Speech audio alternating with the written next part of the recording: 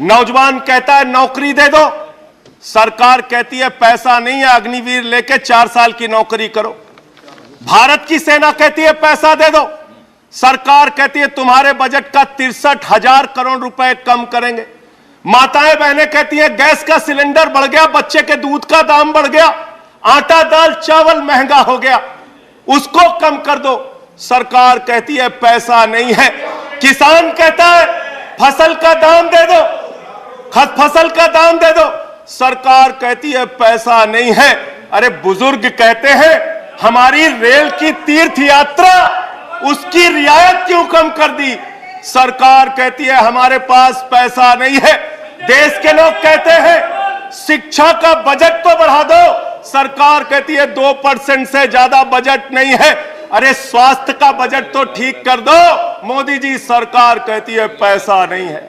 मानवर ये पैसा गया कहां, किसके पास गया ये पैसा? अरे ये पैसा गया नरेंद्र मोदी जी के मित्रों के पास गया, मित्रों के पास गया। मैं आपको बताता हूं मान्यवर कहां कहां गया। 20,000 करोड़ रुपए लेके नीरव मोदी मेहुल चौकसी भाग गया, 10,000 करोड़ रुपए लेके विजय माल्या भाग गया, 3,000 करोड़ रुपए लेके ललित मोदी भाग गया, 6,000 करोड़ लेके नितिन संदेशरा भाग गया। और ये मेरी जानकारी नहीं है, ये मेरी जानकारी नहीं मान्यवर, इस सरकार ने बताया पूंजीपतियों का 11 लाख करोड़ रुपए माफ किया। 11 लाख करोड़ रुपए आप जीरो लगाते लगाते थक जाएंगे मान्यवर, इतना पैसा इन्होंने पूंजीपतियों को माफ किया। और इस सरकार को एक सनक है, इस सरकार को एक सनक है, मोदी सरकार को एक सनक है, उसको यह सनक है हमको अपने मित्र को अमीर बनाना है, हमको अपने मित्र को अमीर बनाना है, हमको अपने मित्र को दुनिया का सबसे बड़ा अमीर बनाना है। और मालूम है मान्यवर उसको कितना कर्जा दिया इस सरकार ने? 2.5 लाख करोड़ रुपए, 2.5 लाख करोड़ रुपए मान्यवर, 2.5 लाख करोड़ रुपए। जीरो लगाते लगाते थक जाएंगे।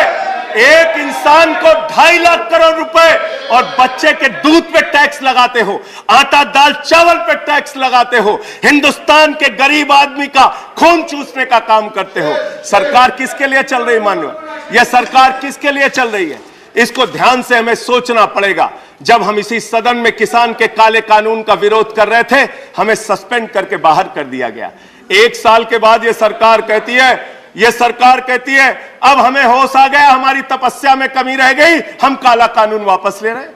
क्यों भाई? 1 साल पहले कानून वापस ले लेते तो 750 किसानों को शहीद नहीं होना पड़ता। आज एक छोटी सी बच्ची, 6 साल की बच्ची ने प्रधानमंत्री को चिट्ठी लिखा है मान्यवर। उसने लिखा है मम्मी से जब पेंसिल मांगती हूं तो मम्मी मुझे मारती है, मम्मी जब पेंसिल मांगती हूं तो मम्मी मुझे मारती है। वो कीर्ति दुबे पूछ रही है मान्यवर मोदी जी कहां है, मोदी जी कहां है? मैं उस कीर्ति दुबे को बताना चाहता हूं मोदी जी की पूरी सरकार झारखंड में विधायकों की मंडी में व्यस्त है, विधायकों की मंडी में व्यस्त है, विधायक के खरीदने में लगे मान्यवर, विधायक खरीदने में लगे। ये पूंजीपतियों की सरकार चल रही है, पूंजीपतियों की गुलामी करने वाली सरकार चल रही है, जो इस देश के अंदर महंगाई बढ़ाने का काम करती है।